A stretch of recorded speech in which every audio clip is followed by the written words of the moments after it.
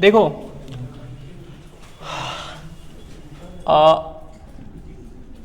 अम्ल की विशेषताएं। अब किताब कापी बंद कर लो, बिल्कुल यहां ध्यान से देखो, किसी को कोई पन्ना पलटने की आवाज नहीं आनी चाहिए। अम्ल की विशेषताएं यानी कि प्रॉपर्टीज ऑफ क्या, प्रॉपर्टीज ऑफ एसिड्स। विशेषताएं कितने प्रकार की होती है? किसी भी अम्ल की दो तरह की विशेषता होती है, एक उसकी भौतिक विशेषता और एक उसकी रासायनिक विशेषता। तो हम दोनों विशेषताओं के बारे में पढ़ना चाहेंगे ना। ओके, हम पढ़ेंगे पहले भौतिक विशेषता। भौतिक विशेषता मतलब कि वो विशेषताएं जो हमें नॉर्मल आंखों से दिखाई देती है ना, भौतिक विशेषता।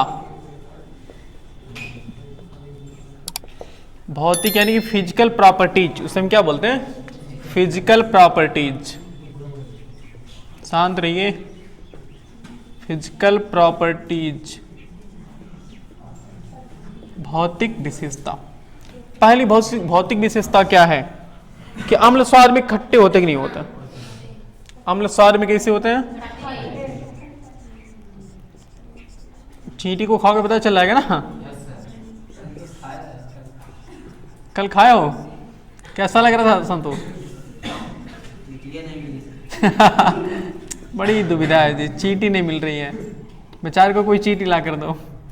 अम्ल स्वाद में कैसे होते हैं? खट्टे होते हैं। और दूसरा कोई उदाहरण दूसरा बताओ। बिल्कुल, ये भी तो एक तरह से कह सकते हो। देखो, कोई चीज विलय करना एक रासायनिक अभिक्रिया नहीं है। मतलब जैसे कि आप चीनी है, चीनी को पानी में विलय कर दो तो क्या वो रासायनिक अभिक्रिया है? नहीं। तो हम फिर मतलब उससे फिर चीनी प्राप्त कर सकते हैं? बिल्कुल। हाँ, अम्ल जल में क्या है? जल में विलय है, एक रासायनिक अभिक्रिया। एक मतलब हालांकि उसके अंदर रासायनिक अभिक्रिया हो रही है, लेकिन जो अम्ल जल में मिल जा रहा है ये कौन सी अभिक्रिया है? एक भौतिक अभिक्रिया, भौतिक विशेषता ना उसकी। अम्ल जल में विलय होता है, विलय होता है। और अम्ल कैसा होता है? संक्षारक होता है ना। अम्ल क्या होता है? संक्षारक। मतलब अम्ल संक्षारक होते हैं, कोरोसिव होते, घातक होते ना। संक्षारक, कोरोसिव। अगर हाथ पर गिर जाए तो हाथ क्या हो जाएगा? जल जाएगा। संक्षारक होते हैं, अर्थात पूरा लिख ही देते इसका मतलब, अर्थात त्वचा, कपड़ा, लकड़ी को जला देते हैं, जला सकते हैं, जला देते हैं। नहीं यार, इतना भी प्रबल नहीं होता। अभिक्रिया कर लेते हैं उससे। तो ये कौन सी उनकी विशेषता है बताइए जरा। भौतिक विशेषता ना। और कोई है किसी के पास कोई विशेषता? सोचो जरा। अरे हाँ जी, सबसे बड़ी बात वो तो भी तो भौतिक विशेषता ना जी। क्या मैं वही तो साफ साफ दिखाई देता ना कि नीला लिटमस था फिर कैसा हो गया? लाल। अम्ल, बातें नहीं, बातें नहीं। अम्ल नीले लिटमस पेपर को लाल कर देता।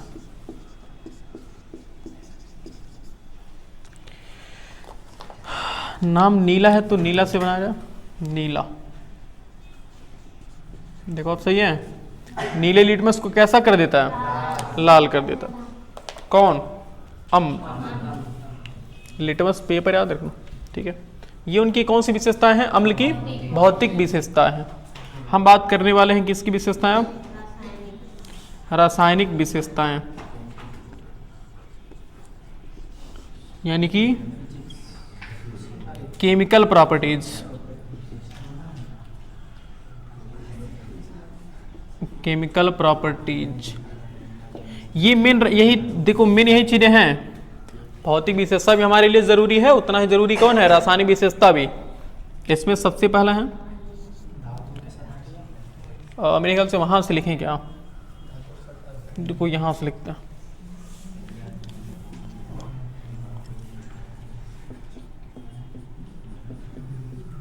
रासायनिक विशेषताएं।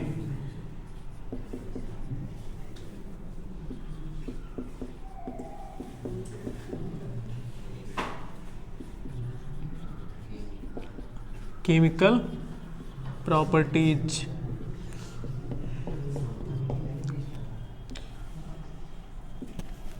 पहली विशेषता क्या बताओ इधर? अम्ल सक्रिय धातु के साथ ना अभिक्रिया कर लेती है। अभी देखो कैसे, अम्ल सक्रिय धातु सक्रिय धातुओं के साथ अभिक्रिया करके क्या बनाती है? अभिक्रिया करके लवण तथा नहीं हाइड्रोजन गैस बनाती है, गैस बनाती है। देखो मतलब ध्यान से देखो, अब हमारे पास अगर अम्ल है उसको हम किससे अभिक्रिया करवाएंगे? धातु से अभिक्रिया करवाएंगे तो क्या बनेगा? लवण बनेगा। और क्या बनेगा? प्लस H2 को हाइड्रोजन गैस बोलते हैं ना। ओके, ये इक्वेशन समीकरण याद रखना, बस ये याद रखा जाता है और कुछ नीचे वाला बिल्कुल नहीं याद रखने की जरूरत है। अगर आपको ये याद है तो नीचे वाला आप ऑटोमेटिक याद रख सकते हैं। जैसे कि अम्ल में हम क्या लेना शुरू कर देते हैं? एग्जाम्पल देखें, HCl प्लस कोई Mg ले लो, मैग्नीशियम, हम क्रिया करवाएंगे तो क्या बनेगा? देखो अब जानते हो, सुनो, जब इसका जलीय विलयन होगा ना, सुनो, और एक तरह से देखो जो HCl हम डाल रहे हैं ना, वो HCl क्या है? अम्ल तो पता है जी, HCl अम्ल है। अम्ल एक एक्वस सॉल्यूशन है, मतलब एक्वस हमने क्या बोला था कल? जली बोला था ना। एक्वस मतलब जली होता। और प्लस क्या है?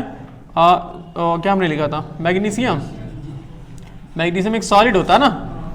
ओके, इसको हम अभिक्रिया करवाएंगे, क्या बनेगा? देखो अब एक बात सुनो, अगर हम HCl हमारे पास है, अगर हम HCl का अगर हम जली सोल्यूशन ले रहे हैं, जली विलयन ले रहे हैं, तो HCl में क्या क्या मिला रहेगा? पहली बात तो हाइड्रोजन प्लस HCl में से सुनो, जब हम अम्ल को जल में विलय करते हैं, घोलते हैं, तो अम्ल अपने आयनों में क्या होता है? टूट जाता है, वियोजित हो जाता है, विघटित हो जाता है। तो ये टूट गया किस में? H प्लस में और प्लस Cl माइनस में। ओके, और Mg जब इसको जब पानी में घोलते हैं ना, तो ये Mg2 प्लस आयन बना लेता है। मतलब ये जब ब्रेक होता है Mg2 मैग्नीशियम, तो इसका आयन Mg2 प्लस होता है, इसके पास दो पॉजिटिव चार्ज होते हैं। तो अब ये देखो, हम जानते हैं कि पॉजिटिव नेगेटिव को अपनी तरफ अट्रैक्ट करता है ना, खींचता है। धनात्मक आवेश ऋणात्मक आवेश को अपनी तरफ खींचता है। तो यहां धनात्मक है और ये ओहो, ये धनात्मक और ये ऋणात्मक है ना, इसको अपनी तरफ खींच करके इससे रिएक्ट करवा लेगा। क्यों ऐसा होता? ये इसके साथ खुश नहीं था, आखिर ये क्यों इसको अपनी तरफ अट्रैक्ट कर लिया? जान दो क्यों? क्योंकि ये इससे ज्यादा अट्रैक्टिव है। अट्रैक्टिव मतलब रिएक्टिव है, ज्यादा अभिक्रियाशील है, इससे ज्यादा अभिक्रियाशील है। तुम्हारे पास बिस्कुट है, हम तुमसे जबर है, मार के छोड़ लेंगे, क्या कर लोगे? वही बात है। तो ये दोनों एक साथ थे आराम से, तब तक ये इससे जबर हो गया, तो ये क्या करे? तुरंत मार के छोले, क्लोरीन को हमारे पास लाओ। समझ रहे हो ना क्या हो रहा है? तो तुरंत ये क्या बना लेंगे? तुरंत MgCl2। देखो अब मैग्नीशियम कह रहा है कि हमारे पास दो पॉजिटिव है, कह रहा हमारे पास दो क्लोरीन चाहिए, तो क्लोरीन को दो लेकर देना पड़ता है, किसको? HCl को। तो ये बनाता है MgCl2। समझ रहे हो 2 क्यों आता है? क्योंकि इसकी मतलब इसका अगर हम देखें तो इसकी वैलेंसी कितनी, संयोजकता कितनी होती है? 2 होती है। तो इसको भी 2 बनाने के लिए 2 Cl लाना पड़ेगा। भाई एक Cl के पास एक नेगेटिव चार्ज, तो 2 Cl के पास 2 नेगेटिव चार्ज, बन गया MgCl2। अब बचा कौन? H। तो H अपने एक और H लेकर आ जाएगा तो बना लेगा H2, हाइड्रोजन गैस बना करके भाग जाएगा। तुरंत भाग जाएगा मतलब कहाँ चला जाएगा? ऊपर चला जाएगा। अब इनको हम बैलेंस कराने की कोशिश कर लेंगे, तो हम यहाँ 2 से मल्टीप्लाई कर लेंगे, दोनों आराम से बैलेंस हो गए, कोई दिक्कत नहीं। समझ रहे हो? तो यहां इससे क्यों रिएक्ट किया, क्यों इससे अभिक्रिया किया? क्योंकि ये Mg मैग्नीशियम हाइड्रोजन से ज्यादा अभिक्रियाशील है, ज्यादा रिएक्टिव है, ज्यादा मजबूत है। मजबूत करने का मतलब ना कि ज्यादा इससे अभिक्रियाशील होता है, इसी वजह से इसको क्लोरीन को अपने पास खींच लेता है। समझ रहे हो? ऐसा होता। और कोई चीज एग्जांपल देखते हैं।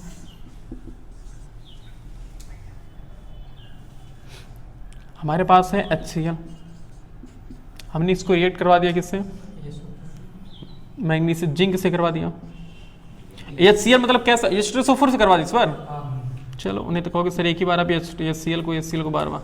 H2SO4 कैसा है, क्या एक्वस है ना, एक्वस मतलब जली विलेन है। इसको हमने जिंक से करा दिया। जिंक कैसा होता है, सॉलिड होता है।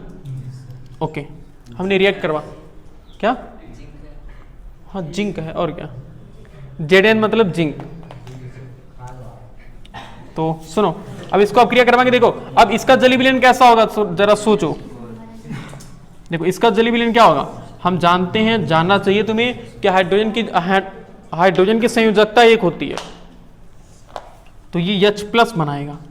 अब 2 H है तो 2 H प्लस बनाएंगे ना, और SO4 तो 2 प्लस इसके पास है, तो थोड़ा कॉमन सेंस लगाओ। जब इसके पास 2 पॉजिटिव थे तो इसके पास क्या रहा होगा, 2 नेगेटिव रहा होगा ना, तभी तो दोनों एक दूसरे के साथ थे। तो ये SO4 के पास कितना, 2 नेगेटिव चार्ज। अब यहां फिर जिंक आ गया। जिंक की वैलेंसी फिर कितना होती है, 2 प्लस होती है। अब जिंक फिर हाइड्रोजन से क्या होता है, ज्यादा अभिक्रियाशील होता है। जब दोनों बराबर हैं, कैसे इसके पास भी दो, सर इसकी केमिकल प्रॉपर्टी होती है। केमिकल प्रॉपर्टी मतलब इसकी विशेषता होती है। कोई जरूरी नहीं कि हम 50 किलो के हैं तुम भी 50 किलो तो हम दोनों बराबर जबर हैं, जरूरी है ऐसा। हमारे मसल्स कितने एक्टिव हो जरूरी है, तो वो इनकी विशेषता होती है जिंक की, ये इससे ज्यादा अभिक्रियाशील होते हैं। तो तुरंत फिर क्या करेंगे, इसे मार के छोड़ लेंगे। ये तो SO4 किसके पास चला जाएगा, जिंक के पास ना, तो बना करके मिल करके क्या बन जाएंगे, ZnSO4 बन जाएगा ना। अब कहोगे सर यहाँ तो 2 नहीं लगा है, क्योंकि देखो इसके पास 2 प्लस इसके पास 2 माइनस, दोनों एकदम न्यूट्रल हो गए, कोई दिक्कत नहीं। और ये देखो हाइड्रोजन है बेचारे, H2 बना लिया आराम से, भी निकल के कहाँ तुरंत भाग गए यहाँ से। हाइड्रोजन गैस है, तुरंत बाहर निकल जाएगा ना, ये होता है। कोई एक और बना दें, एक और के लिए मुझे जगह चाहिए, नोट करिए नोट करिए नोट करिए।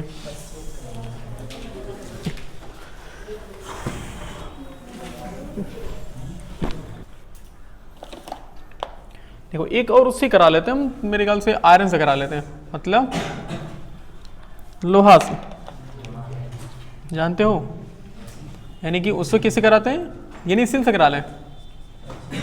चलो नहीं, NaCl कहाँ है जी, HCl एक्वस सोल्यूशन है, मतलब जली विलेन है Cl का। और किससे करा लेते हैं, आयरन से, ये सॉलिड है ना। ओके रिएक्शन करवाएंगे, क्या होगा देखो। अब इसका जली विलेन, शांत रहो जी, बातें क्यों हो रही है।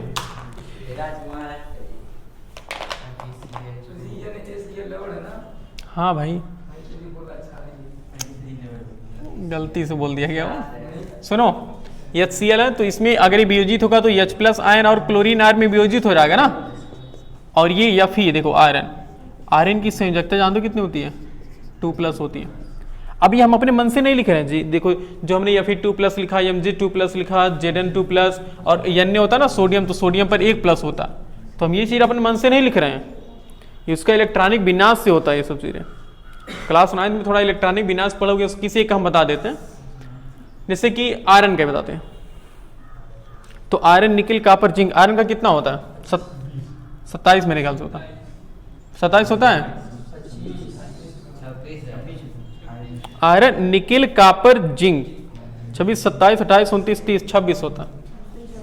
आयरन 26 होता है। सुनो अब 26 का ना, इसका जब इलेक्ट्रॉनिक विनाश करोगे, देखो इसका जब इलेक्ट्रॉनिक विनाश करोगे, देखो 8 2 8 2 10 10 8 18 18 और 2 8 8 2 10 और 18 10 कितना होता है, 28, यानी कि कितना हो जाएगा 16।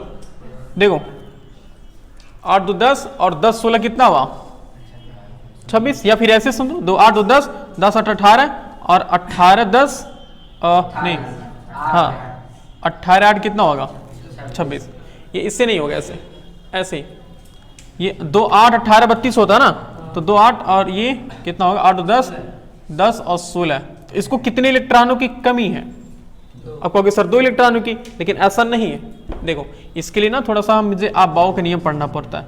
सुनो थोड़ा सा हम बता देते हैं, थोड़ा देख लो, इसे कभी देखोगे 2s 2p 3s 3p 3d और 4s 4p 4D 4F होता है। तो देखो इसको यस ब्लॉक, इसको हम बोलते हैं ना yes block, P block, D block और एफ ब्लॉक। तो यस ब्लॉक में कितने इलेक्ट्रॉन होते हैं? 2 इलेक्ट्रॉन। पी ब्लॉक में कितने होते हैं? 6। डी में कितने होते हैं? 10।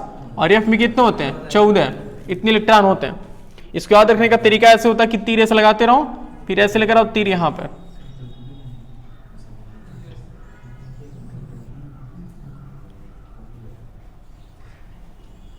ऐसे होता ना ये, तो बीच में जो पड़ता है। तो देखो इसके पास 1s 2s 2p 3s 3p 4s 3d 4p। तो अब देखते हैं कहाँ तक जाएगा ये। तो मेरे ख्याल से यहाँ लिख लेते हैं, थोड़ा समझाने के प्रयास करते हैं तुम्हें ये कैसे होता है, कैसे हम समझ पा रहे हैं कि आयरन की वैलेंसी +2 होती है। देखो कैसे, तो 1s देखो कहाँ तक जाएगा ये, 1s के पास 2 होता है ना, और s के पास 2 इलेक्ट्रॉन, p के पास कितना, मैक्सिमम 6 इलेक्ट्रॉन हो सकते हैं, और d के s के पास फिर कितना आ गया। देखो ये तीर को ऐसे फॉलो करते रहना, तीर ऐसे गई, फिर ऐसे गई, फिर यहाँ आई, फिर यहाँ तीर आ गई, फिर तीर ऐसे जा रही है, इस तीर को हमें फॉलो करना है। ऐसे यहाँ आ गई, ये आगे क्लास में बताया जाएगा, अभी नहीं। फिर ऐसे गई, फिर ऐसे आई, फिर ऐसे आई, फिर ऐसे आई, ऐसे बढ़ता रहेगा पूरा। ये क्या हुआ, आगे क्लास में बताया जाएगा और अच्छे से। देखो 2 4 6 कितना हो, 2 2 4 और 4 6 10, 10 2 12, 12 12 6 18, 18 2 20, और 20 और 6 26। ओके, अरे यार ये स्पीड डी, तो 6 ही लिखेंगे ना, भरने के बाद तो 6 ही लिखोगे ना, तो 10 नहीं तो कैसे 10 हम लिख लेंगे। अरे भाई 2 4 6 4 और 6 4 10, 10 2 12, 12 6 18 2, तो 20 6 26 लिखेंगे। जब आयरन का एटॉमिक नंबर कितना मतलब परमाणु क्रमांक कितना होता है, 26 होता है। तो अब देखो आया क्या, उसको ध्यान से देखते हैं। देखो पहले 1s आया, अब 2s में कौन कौन है, देखो 2s भी आया है और 2p भी आया है ना, और 3 में देखते हैं तीसरे वाले में कौन कौन है। तीसरे वाले में 3s 3p 3d आया ना, तो आया है 3d ना, मैं समझ रहा हूं बाद में, लेकिन 3 आया कि नहीं आया पहले, तो 3s 3p और 3d यहां तक आया ना, और लास्ट में क्या है 4s आया कि नहीं आया। ओके, तो पहले वाले में कितने इलेक्ट्रॉन थे, 2 इलेक्ट्रॉन, और दूसरे वाले में देखो कितने टोटल मिला कितना हुआ, 6 2 8 हुआ, और 3 वाले में कितना, देखो यस में 2, पी में 6 और डी में कितना 6, तो 6 6 12, 12 2 अरे 12 2 14 होता ना, और यहाँ कितना ये 2, ऐसे हुआ। अब देखो 8 2 10 और 10 और 14 10 कितना 24, और 24 2 कितना हुआ 26। तो अब ये 2 इलेक्ट्रॉन इसको डिस्टर्ब करेगा, तो ये 2 इलेक्ट्रॉन क्या कर देगा, लूज कर देगा, निकाल देगा। तो जब हम इलेक्ट्रॉन देते हैं तो पॉजिटिव चार्ज आता है, तो 2 इलेक्ट्रॉन इसने दे दिया, इसी वजह से 2 पॉजिटिव चार्ज आ गया। समझ गए यहाँ पे। तो ये कोई मनगढ़ंत कहानी नहीं कि हमने Fe2+ जमन किया, हमने Mg+ कर दिया, हमने Zn2+ कर दिया। उसी तरह क्लोरीन का भी होता है, क्लोरीन का चाहो तो यहीं से निकाल दो, क्लोरीन का कितना होता है 17 होता है ना, अभी देखो उसका भी निकल जाएगा 17, ऐसे जोड़ते रहो, 2 2 4 6 4 10, 10 2 12, 12 5 17, यहाँ पर 5 होगा ना। ओके, तो इसको हटा दो, हमने यहीं तक गए। देखो 1s पहले गए ना, उसके बाद कितना गए, और 2s और 2p गए ना, 2p, उसके बाद कहाँ 3p कितने गए, 3s और 3p। तो अब देखो कितना हुआ, पहले में कितना इलेक्ट्रॉन, 2 इलेक्ट्रॉन, और इसमें कितना इलेक्ट्रॉन, 2 और 6 कितना हुआ 8, और इसमें कितना 5 2 7, कितने इलेक्ट्रॉनों की कमी है।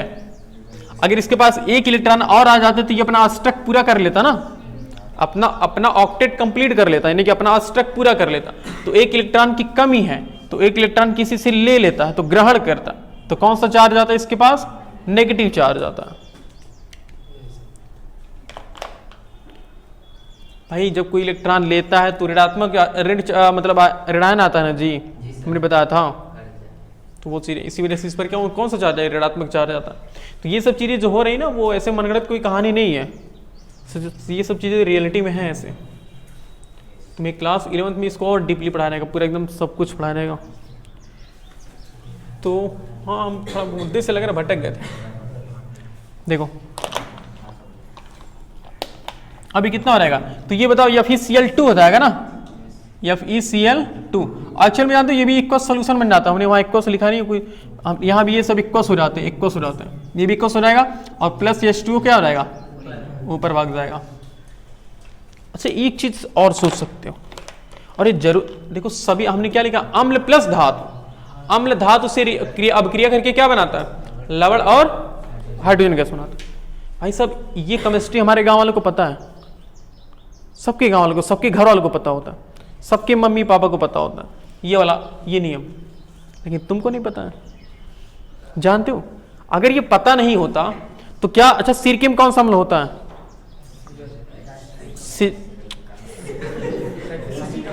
तुम बताओ एलियन कौन सा होता है, देखो अपन हंस रहे, एलियन की तरह हंस रहा है, बताओ क्या होता है, हंसना सीख रहे हैं, बताओ अपना पहले देखो यार, तुम बता पा रहे हो कि नहीं बता पा रहे हो, कौन सा अम्ल होता है, एसिटिक अम्ल होता है। गांव वालों को पता है कि, सुनो गांव वालों को पता है कि इसमें कौन सा अम्ल होता है, एसिटिक अम्ल होता है। और अगर हम एसिटिक अम्ल को धातु में रखेंगे तुरंत वो लवण बना लेगा और हाइड्रोजन गैस बना लेगा, मतलब अपक्रिया करके कुछ और बन जाएगा, तो जो सिरका रहेगा वो सिरका नहीं रह जाएगा, वो मतलब लवण के नॉन के टाइप जैसे नहीं, उसका नमक का स्वाद आता है, बिल्कुल न्यूट्रल का स्वाद आने लग जाएगा। तो सिरके का स्वाद बनाए रखने के लिए जानते हो क्या करते हैं, गांव वालों को पता है कि अगर हम अम्ल को यानी कि सिरके को कभी भी वो देखो अच्छा Fe मतलब क्या है, आयरन है ना, लोहा, तो कभी भी गांव वाले सिरके को धातु से बने पात्र में सिरका कभी नहीं रखते, हमेशा कहाँ रखते हैं, हमेशा डिब्बे में रखते हैं, समझ रहे हो ना, वो धातु से बनी चीजों में नहीं रख पाएंगे, कभी नहीं रखते हैं। तो समझ गए क्यों नहीं रखते ना, क्योंकि उन्हें पता है कि अगर हम धातु में रखेंगे तुरंत वो लवण बना लेगा और हाइड्रोजन गैस निकल जाएगी बाहर, इसी वजह से गांव वालों को ये केमिस्ट्री पता है। अब यहां पर एक हम स्टेटमेंट वो चिपका सकते हैं, यही कारण है कि सुनो दही, बताओ इतना अच्छा अच्छा लोहे का बर्तन आता है, आखिर लोहे के बर्तन में क्यों नहीं सब बनाते दही, कहोगे सर तो एल्युमिनियम में तो दही बनाते हैं आजकल, बोलो पहले कहतरी बोलते हैं ना उसको, उसका मिट्टी का बनता था, तो मिट्टी के बर्तन में बनाते थे दही, लेकिन आजकल किस में बनाते हैं सब, आजकल उसमें बनाते हैं ना, वो क्या बोलते हैं, एल्युमिनियम का बनाते हैं ना, तो एल्युमिनियम का भी बनता है, लेकिन अगर उसी को कुछ दिन तक रख दिए तब तुरंत खराब, बहुत जल्दी खराब होगा, और उसी कहतरी वाला एकदम रखे रहो 55 दिन तक खराब नहीं होता था, क्योंकि भाई उसमें किससे रिएक्शन करेगा, और उसमें एल्युमिनियम था तो एल्युमिनियम से क्या करता था, वो रिएक्ट कर लेता था।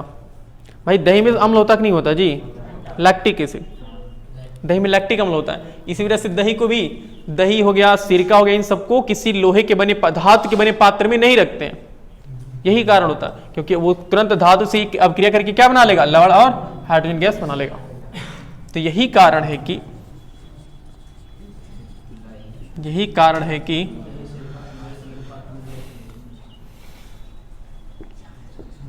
दही, सिरका,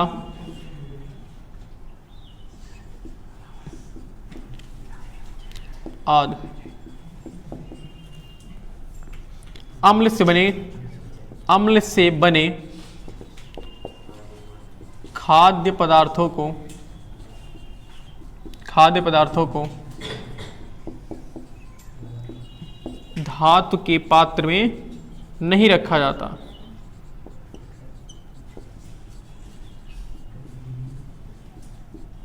तो समझ गया ना कि क्यों नहीं रखा जाता है, क्योंकि देखो तुरंत धातु के साथ क्या कर लेंगे, रिएक्शन कर लेंगे भाई साहब, अजीब चीजें बन जाएंगी, लवड़ बन जाएगा, उसका स्वाद ही अलग हो जाएगा, समझ रहे हो।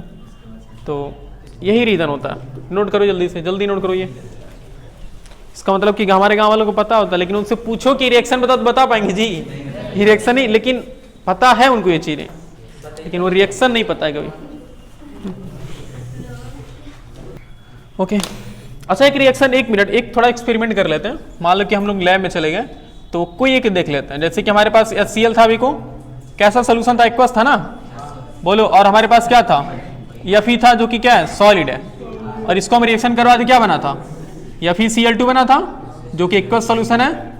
और ये प्लस H2 बना था ना, जो कि ऊपर भाग गया था। तो ये क्या, ये हमारे लिए ये लवड़ है ना ये। अब कोई कहे सर हमको नहीं, हम विश्वास नहीं करते कि कैसे हाइड्रोजन गैस बाहर निकल रही है, मुझे प्रूफ करके दिखाओ कि हाइड्रोजन गैस बाहर निकलती है।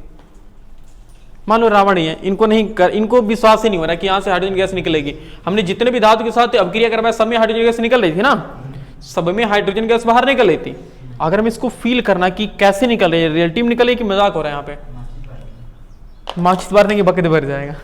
हाँ, ऐसा नहीं होगा। इतना भी चाहता नहीं कि एकदम ऐसे तुरंत आयरन के ऊपर ऐसे एसियल गया तुम भग भग भगो कि एकदम हाइड्रोजन गैस निकलेगी, ऐसा भी नहीं है, बहुत हल्का निकलेगी। लेकिन हमें फील करना है ना, तो उतना तुम जलाओगे पता नहीं चलेगा। उसके लिए देखो हम एक रिएक्शन करते हैं, हम लेकर चलते हैं इनको कहाँ पे, लैब में लेकर चलते हैं। ये लैब में क्या इनको मिलेगा, एक स्टैंड मिलेगा ऐसे, ठीक है, ध्यान से देखना। ये स्टैंड मिलेगा। स्टैंड में कैसे है ना, इसमें हम ये परख नली, जिसमें क्या बोलते हैं, टेस्ट ट्यूब बोलते हैं ऐसे, ये ठीक है, ऐसे पकड़ा हुआ गया, ठीक है, एक टेस्ट ट्यूब है। ओके, हमने इसमें क्या डाल दिया, हमने इसमें आयरन ग्रेनल्स बोलते हैं उसे, यानी कि लोहे का बुरादा बोलते हैं। क्या बोलते हैं, लोहे का बुरादा। भाई लोहे का बुरादा मतलब यही तो आयरन ही तो है, लोहे का बुरादा, यानी कि हमने इसमें Fe डाल दिया, ठीक। ओके, हमने इसमें तुरंत हमने क्या डाल दिया, इसमें HCl डाल दिया। चलो, हमने इसमें HCl डाल दिया, तुरंत अब क्रिया शुरू हो गया ना। जैसे हमने HCl डाला तुरंत हमने इसको पैक कर दिया, पैक कर दिया इसको। ऐसे रबर का होता है उसमें, ऐसे रबर से हम उसको कोक का बना होता है, इसको रबर का हमने ऐसे पैक कर दिया। इसको हमने छेद करके इसके अंदर से पाइप निकाल दिया। अच्छा, अब ऐसे हमने जैसे ही अभिक्रिया करेगा, जैसे ही ये अम्ल है भाई, इसमें हमने HCl भी डाला ना, तो HCl तुरंत आयरन के साथ क्या करेगा, अभिक्रिया करेगा ही नहीं करेगा, अभिक्रिया करके क्या बनाएगा, FeCl2 बनाएगा प्लस H2 बनाएगा, तो लवण तो यहीं पर आ जाएगा, लेकिन जो FeCl2 वो यहीं पर रह जाएगा ना, बाकी जो H2 वो कहाँ जाएगा, ऊपर जाएगा ना, तो इसमें गैस भर जाएगा ना, ऐसे गैस भर गया। अभी हमने पाइप को एकदम पकड़ के, मतलब अभी बंद किया, तो हमने एक पाइप को ऐसा लगा दिया, यहां पे लगा दिया। ओके, एक राउंड और घुमा देते हैं इसको। इसमें कौन सी गैस है, इसका मतलब इसमें H2 गैस रहेगी ना। हमने इसको एक और बर्तन में रखा, इसको हमने डुबो दिया अंदर से।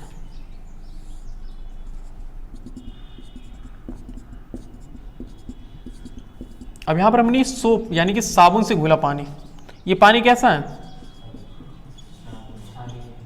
साबुन प्लस पानी है, मतलब साबुन से घुला हुआ पानी है, ठीक है ना। तो अगर साबुन से घुला पानी रहेगा तो उसमें गुब्बारा बहुत तेजी से बनता है ना। ओके, तो हमने जब ये रिएक्शन स्टार्ट किया तो देखो अब गैस यहां से जाना शुरू कर दिया, बिल्कुल जाएगा ना, यहां से हाइड्रोजन जा रहा है, ऐसे देखो जा रहा, हाइड्रोजन जा रहा है ऐसे। हाइड्रोजन ज्वलनशील होता है, याद रखना, ज्वलनशील होता है ना, बहुत तेजी से जलता है। ओके, अब जब यहाँ आएगा तो यहाँ कैसे निकले, यहाँ बबल्स की फॉर्म ऐसे निकले ना, गुब्बारा बन करके, भाई गैस ऐसे तो गुब्बारा बन के निकलेगा ना। ये तुमने यहाँ मोमबत्ती जला दिया, क्या है, मोमबत्ती।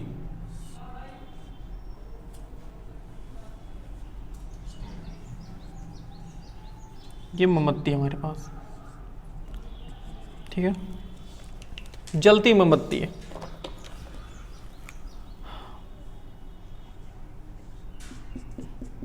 मोमबत्ती जल रही, ठीक है।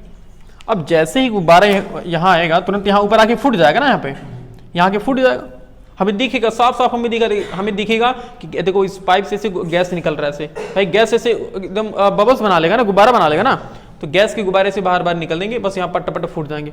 तब जैसे फूटेंगे तुरंत मोमबत्ती भाग भाग के चलेगी, भाग भाग के चलेगी, मतलब उसे पॉप अप कहते हैं, पॉप की जैसा बनेगी, पॉप यानी कि पट पटने की आवाज बोलेगी। तब विश्वास हो जाएगा ना रावण कि इसमें से कौन सी गैस निकल रही है, हाइड्रोजन गैस बाहर निकल रही है, यानी कि कौन सी गैस होगी, ये होगी हाइड्रोजन गैस, हाइड्रोजन गैस होगी, सही है ना। तो ऐसे एक्सपेरिमेंट किया जाता है ताकि हम पता लगा लेते हैं कि हमारे पास HCl गैस है। अब कहोगे सर यहाँ साबुन वाला पानी आपने क्यों लिया है, आपने नॉर्मल पानी क्यों नहीं लिया। तो नॉर्मल पानी में अगर तुम लेते तो ऐसा थोड़ी कि हम मोमबत्ती को एकदम बिल्कुल पानी के सतह से सटा के रखेंगे तो जैसे निकला तुरंत जल जाएगा। अगर हम इसको सटा के रखेंगे तो अब तुम जानते हो खुद कि जैसे मान लो कि तुमने एक पाइप लेकर के पानी में फूको, तो पानी में फूकोगे तुरंत गुब्बारा मतलब अंदर बनता है, लेकिन ऊपर आके तुरंत फूट जाता है ना, वो ऊपर उठता है क्या थोड़ा सा, बिल्कुल नहीं। अब भाई शैम्पू या साबुन से तुम बना कोई अगर सॉल्यूशन ले लो, उसमें अगर कोई पाइप से फूंक मारोगे तो गुब्बारा बन के ऊपर भी टिका रहता है ना, वैसे यहाँ जब गुब्बारा बन के यहाँ टिका रहेगा, तो यहाँ जब ऐसे ऊपर आएगा तुरंत मोमबत्ती से गर्म होकर तुरंत फूटेगा, पट्ट पट्ट के बाद बहुत तेजी से जलेगा। समझ पा रहे हो? तो यहाँ पर पट पट्टी की आवाज़ कैसे आती है? ऐसे आवाज़ आती है ना, ऐसे पट की आवाज़ आएगी, मतलब वो नहीं बन पाएगा यहाँ पे अच्छे से।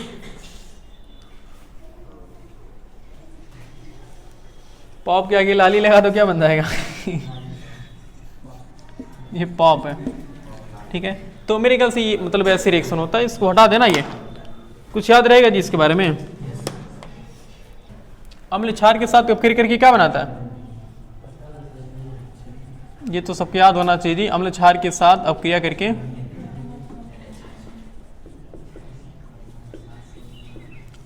करके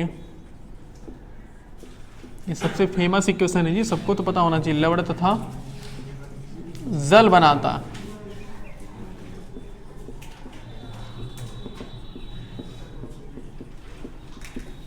देखो क्या लिखा गया है कि अम्ल क्षार के साथ अपक्रिया करके क्या बनाता है? लवण तथा जल बनाता। इसके पहले क्या था? इसके पहले था कि अम्ल धातु के साथ अपक्रिया करके क्या बनाता है? लवण तथा हाइड्रोजन गैस बनाती है ना। और यहां पर है कि अम्ल क्षार के साथ अपक्रिया करके क्या बनाता है? लवण तथा जल बनाता। ये चीजें एग्जाम्पल देखते हैं। अम्ल हमारे पास क्या है? HCl प्लस क्षार क्या हमारे पास? NaOH। हाँ, ये हाइड्रोक्साइड है, जिसमें OH होता है वो क्षार होता है ना एक तरीके से। तो ये क्या बनाएगा? देखो ये अच्छा दोनों एक्वस सोल्यूशन है, याद रखना। ये भी एक्वस सोल्यूशन प्लस हमारे पास है NaOH। ये भी कैसा है? Aqueous solution. ये क्या बनाएंगे देखते हैं, पहले रुको इसको पहले। अच्छा ये Cl किस में टूटेगा? अच्छा प्लस और Cl माइनस में, और यहाँ Na प्लस और OH माइनस। तुरंत Na किसके साथ चलाएगा? Cl के साथ रिएक्ट कर लेगा ना, और बाकी H बेचारा किसके साथ जाएगा? OH के साथ। यानी कि बना लेगा NaCl जो कि एक एक्वस सोल्यूशन ही होगा, और प्लस क्या बनाएगा?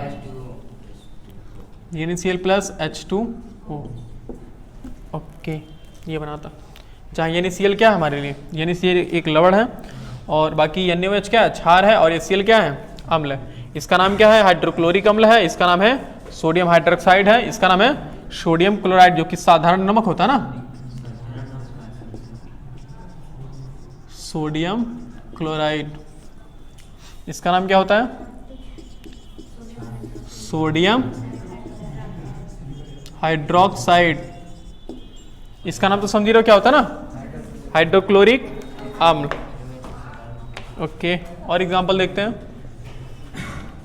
दूसरा अम्ल हमारे पास क्या हो सकता है? H2SO4 हो सकता है ना, H2SO4 प्लस, और ये है एक्वस सोल्यूशन, मतलब जली विलयन है ना, जली विलयन।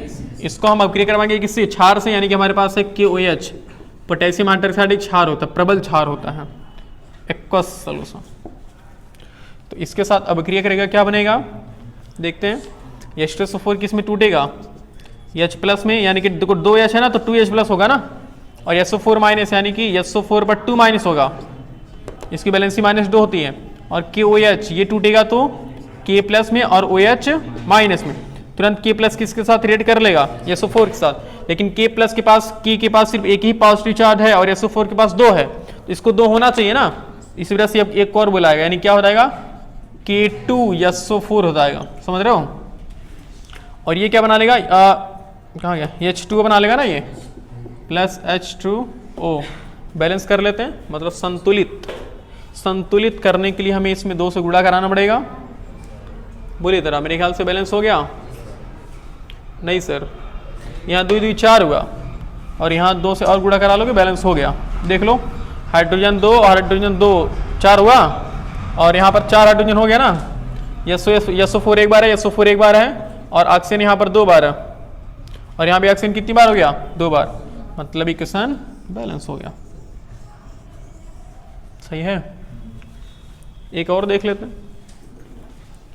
एक तीसरा ऐसे समझ लो कि हमारे पास H2SO4 है, ये भी एक्वस सॉल्यूशन है, और प्लस CaOH का होल्ट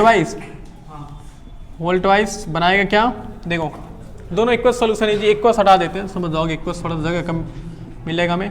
CaOH का होल्ट वाइज, तो ये किस में टूटेगा,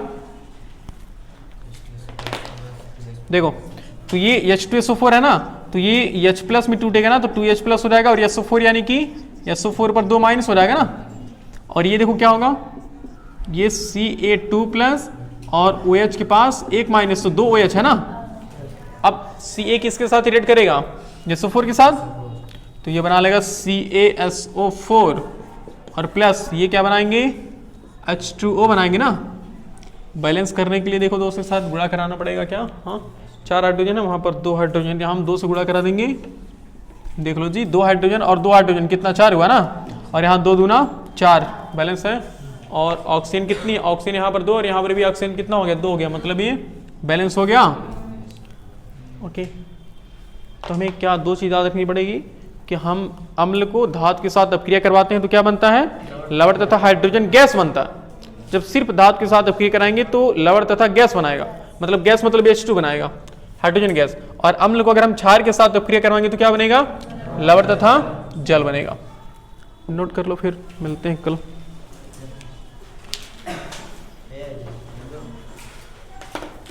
तुम